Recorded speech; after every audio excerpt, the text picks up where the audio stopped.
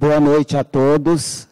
É uma satisfação imensa retornar a esta casa, onde somos acolhidos fraternalmente. Na noite de hoje, o tema é o sentido da vida.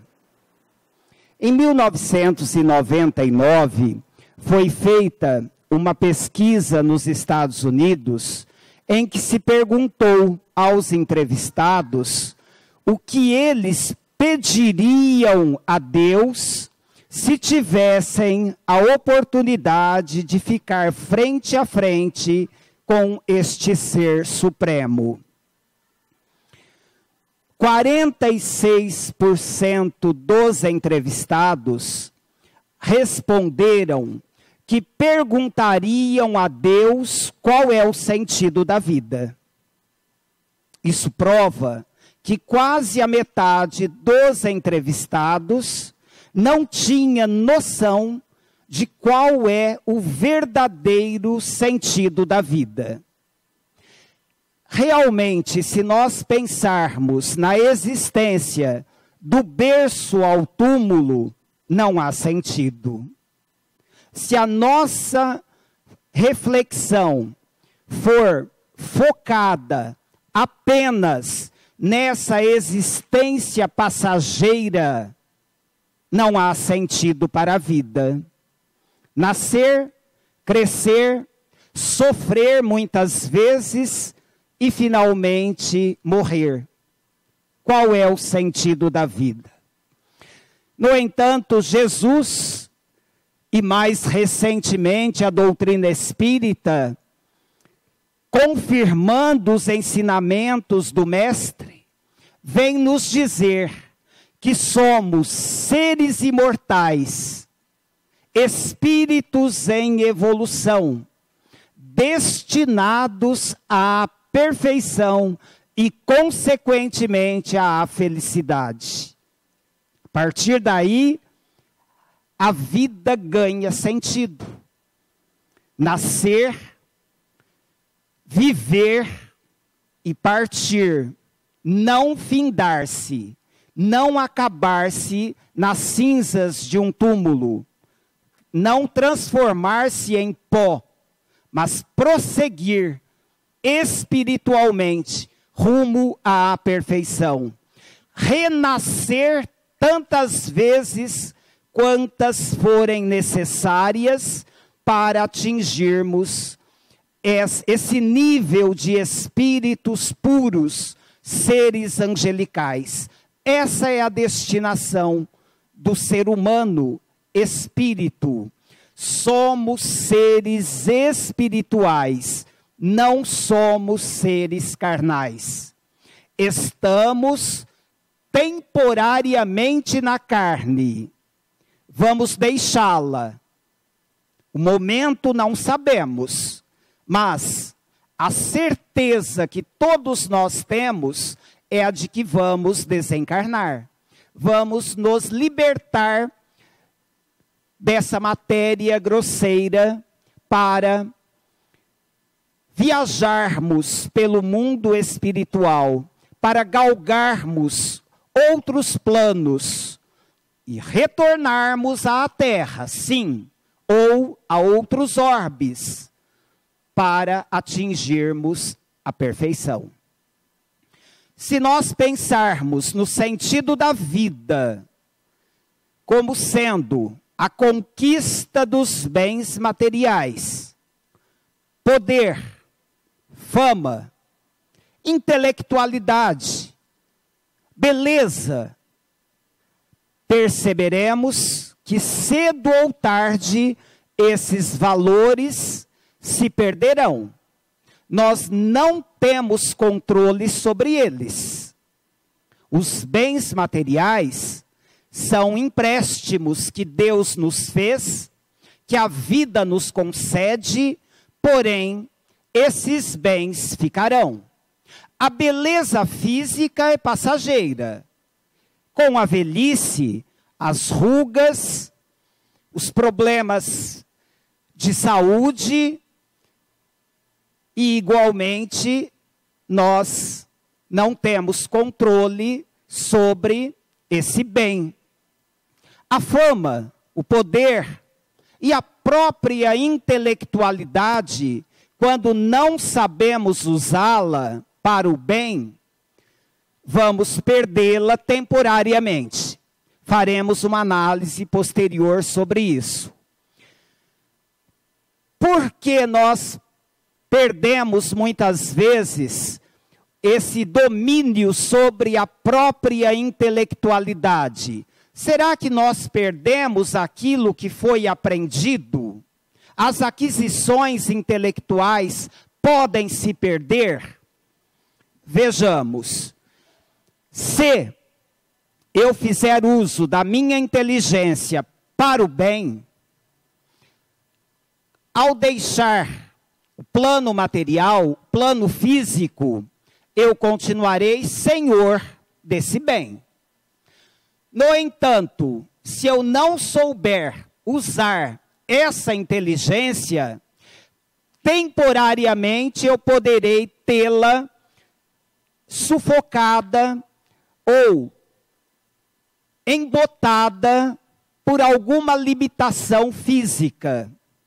Vejamos, vamos imaginar que na presente encarnação eu faça uso dessa inteligência apenas para a conquista de recursos amoedados, sem me preocupar com aquilo que eu posso fazer de bom ao meu semelhante. Vamos imaginar aquele profissional mercenário que não se preocupa em oferecer o melhor aos seus clientes. Ele está fazendo bom uso desse recurso, que é a inteligência? Ele poderá, em uma outra encarnação, renascer com sérias limitações orgânicas, cerebrais, que não lhe permitirão a manifestação plena do espírito, desse ser imperecível que é o espírito. Portanto, a própria inteligência poderá encontrar um recurso deficiente, que seria um cérebro com problema, não permitindo a sua manifestação. Não, isto não quer dizer que aquele conhecimento seja perdido, porque verdadeiramente o que nós levamos para o mundo espiritual são as aquisições morais e intelectuais. Porém, se eu renascer com um cérebro, com um instrumento quebrado, o espírito não poderá se manifestar plenamente. Kardec, ele faz a seguinte comparação: um exímio músico com um instrumento quebrado não consegue, dar um show à altura da sua bagagem intelectual. É o caso do cérebro deficiente, desse recurso limitado para que o espírito desenvolva a humildade, para que ele aprenda a ser mais solidário, mais fraterno, mais humilde. Então, o que nós levaremos verdadeiramente? As aquisições morais e as aquisições intelectuais. Porém, tendo consciência de que as intelectuais poderão ser embotadas temporariamente. Temporariamente. Tudo que nós aprendemos, tudo que nós adquirimos como recursos da alma, levaremos conosco. Tudo que é matéria, ficará. O dinheiro ficará. A beleza física passará. O poder, a fama, tudo isso é temporário. O homem rico de hoje poderá ser mendigo amanhã se não souber usar os recursos que lhe foram confiados. E entendendo que todos nós necessitamos vivenciar as mais diferentes experiências na condição de ricos financeiramente, pobres, poderosos ou subalternos, brancos, negros, amarelos, homens e mulheres, porque o Espírito não tem sexo como nós entendemos, dizem os Espíritos. Não tem como nós entendemos. Portanto, vivenciaremos todas as experiências necessárias para chegarmos à perfeição. Assim sendo, meus irmãos, verdadeiramente o que nós levaremos, o amor que plantarmos nos corações alheios, o bem que fizermos ao nosso semelhante, a caridade que praticarmos, todas essas aquisições, ou seja, tudo aquilo que nós doarmos, sejam recursos financeiros, sejam os recursos da palavra amiga, da acústica dos ouvidos, para aqueles que necessitam desabafar, o abraço carinhoso, o sorriso amigo, ou seja, tudo que nós dermos de bom, levaremos conosco como recursos amoedados para o mundo espiritual, entendendo esses recursos amoedados como sendo valores imperecíveis, não a moeda tal qual nós a conhecemos aqui na terra. Valores espirituais, valores que não se perdem, estes nós levaremos conosco. Tudo que é material permanecerá. Portanto, dizer eu sou rico, ou aquela frase tão conhecida, você sabe com quem está falando, é um grande engodo. Não há doutores, não há homens ricos. Estamos nessa condição temporariamente. Se eu não souber fazer uso, vou perder.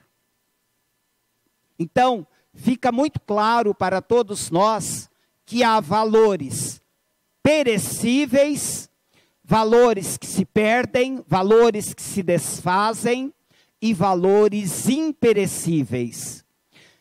Quais os valores que se perdem? Como nós já dissemos, o dinheiro fica, a casa, o apartamento, o carro, o poder, a fama, a beleza. Como renasceremos depois? Podemos ter a beleza física hoje. Como renasceremos em uma outra encarnação, em uma outra existência? Assim sendo, esses valores se perdem. Porém, o amor, a caridade, o perdão que se dá, esses são os imperecíveis, os valores que não se perdem. Em resumo, tudo que nós dermos, levaremos conosco.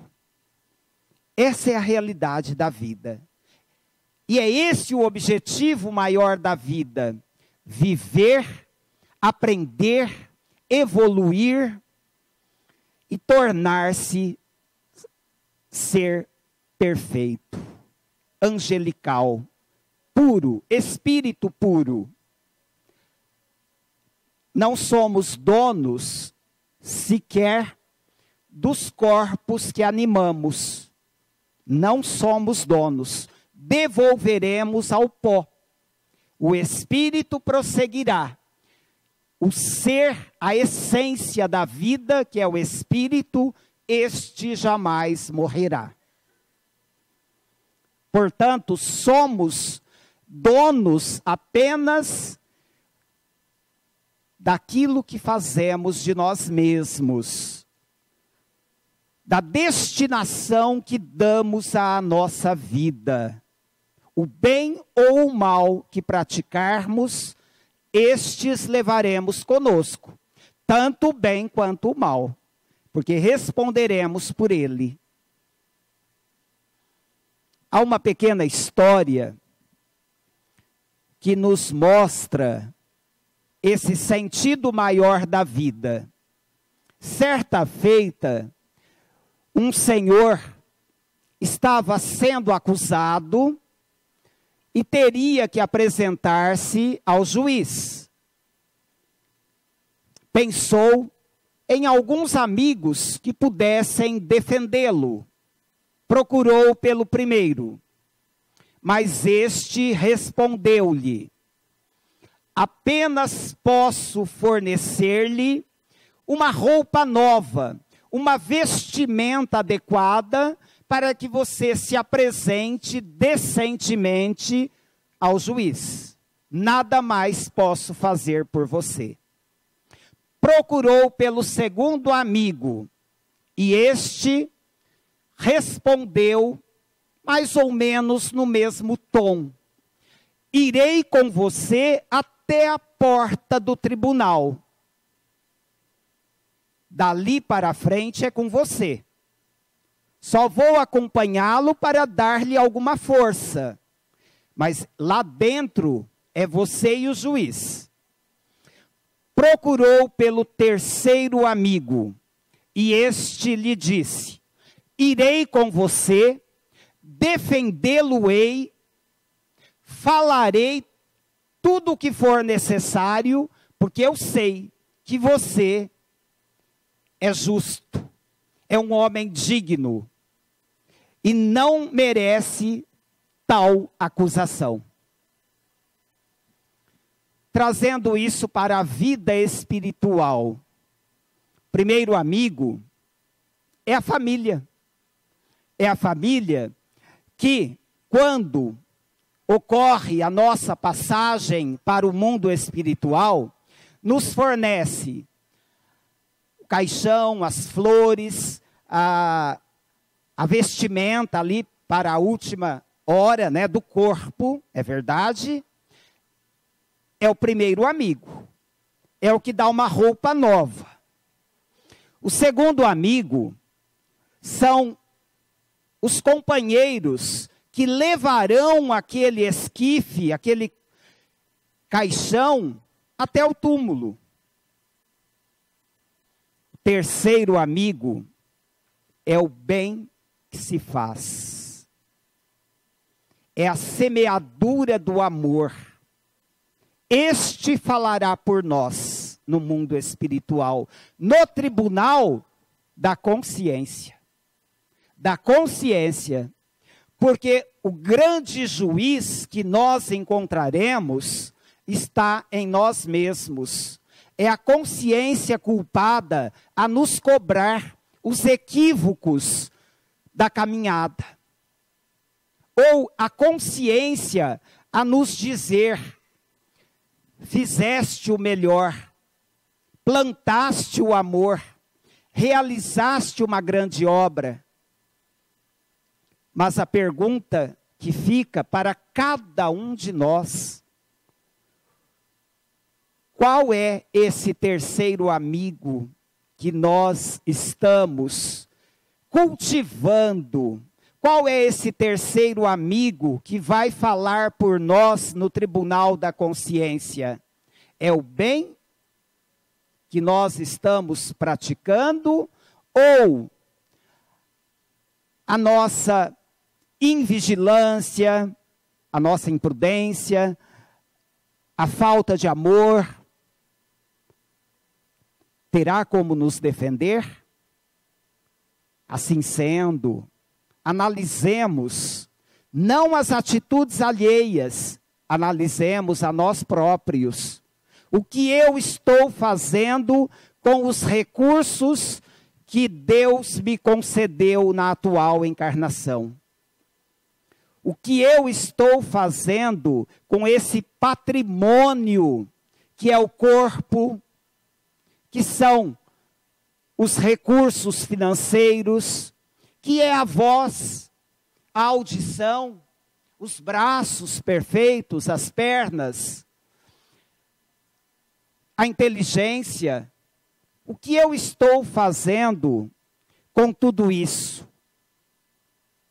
Estou focado verdadeiramente no bem? Estou cumprindo o meu papel como espírito imortal que sou? Para que vim? Por que estou passando por esta terra, por este plano? Qual é a minha destinação? Quem eu sou verdadeiramente? Eu não sou o que vejo, não sou o corpo. A essência é imperecível, é imortal. O espírito jamais terá fim. E nós reencontraremos os nossos entes queridos que nos precederam na grande viagem. Vamos revê-los, vamos abraçá-los. Mas para que isso ocorra mais rapidamente, trabalhemos no bem. Porque o momento certo do reencontro nós não sabemos. Poderá ocorrer logo após o desencarne, como poderá ter uma certa demora para que haja esse encontro. Seremos recebidos por quem?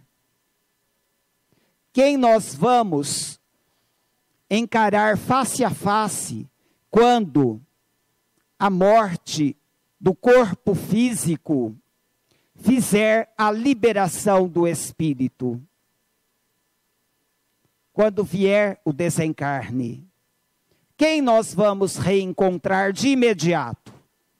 Depende muito do que fizermos hoje, das nossas ações, palavras e pensamentos. Ações, palavras e pensamentos. Controlar o pensamento, nós sabemos, é o mais difícil. Porém, comecemos por aquelas ações intempestivas, por aquelas ações irrefletidas muitas vezes, e procuremos dominá-las num primeiro momento. Dominar a ação. Veio o pensamento, não exteriorize-o através da palavra, da ação, se não for bom. Reflita, analise, repense. Muitas vezes nós agimos desenfreadamente, irrefletidamente, causando grandes males, grandes prejuízos ao nosso próprio patrimônio espiritual, a nós próprios, não é aos outros não, porque quando eu pratico o mal, verdadeiramente eu estou marcando o meu perispírito. Quando os meus filhos dizem assim: pai, eu não esperava por isso de tal pessoa.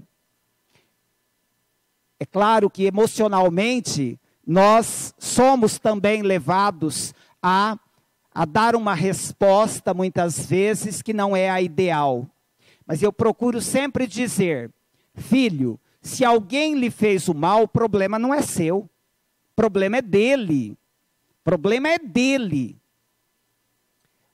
Você precisa trabalhar isso. O mal vai lhe atingir se você permitir. Se você não souber trabalhar isso intimamente.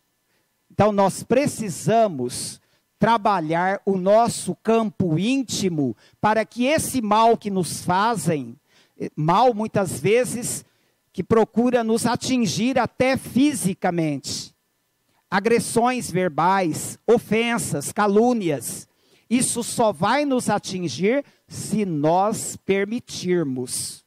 Porque aquela calúnia depende de como eu a encaro. É difícil, sem dúvida, é muito difícil e nós sofremos. Não poderia ser diferente, porque ainda somos espíritos bastante atrasados. Estamos em evolução. Já caminhamos muito, com certeza. Porém, falta bastante para chegarmos à condição de seres angelicais. Na verdade, a mensagem que nós temos para a noite de hoje é uma mensagem de esperança. Esperança em dias melhores. Muitas vezes nós ouvimos, parece que o mundo está cada vez pior. Não é verdade. Não é verdade. Se analisarmos o próprio preconceito, que ainda existe, que ainda é forte, se fizermos uma retrospectiva há 150, 200 anos, quando havia no Brasil a escravidão, quando o nosso irmão negro era espezinhado, massacrado, explorado, era considerado uma peça, nós constataremos que já houve um grande progresso, apesar do preconceito existir. Quando nós nos defrontamos com o preconceito visível, qual é a nossa reação? É de indignação, porque nós já evoluímos sim. Então, apesar de toda a violência que ainda existe, nós estamos melhorando. E para continuarmos no planeta Terra, para continuarmos aqui, em um mundo que será de regeneração, trabalhemos no bem. Trabalhemos no bem e continuaremos habitando este orbe. E continuaremos reencarnando na Terra, conquistando a nossa evolução aqui mesmo, sem termos necessidade de sermos exilados para mundos inferiores à própria Terra, o que não significa retrocesso do espírito. Porque esse ser imperecível, ele está sempre em marcha ascensional, sempre crescendo, nunca retroagindo na escala evolutiva. É preciso fazer essa análise. Porque renascer pobre, alguém que era rico em uma encarnação, não significa retrocesso espiritual. É um novo aprendizado. Para o espírito, é uma nova oportunidade de crescimento. Não há retrocesso no sentido de conquistar algo e depois perder. Espiritualmente falando. Que fique isso bem claro para todos nós, né?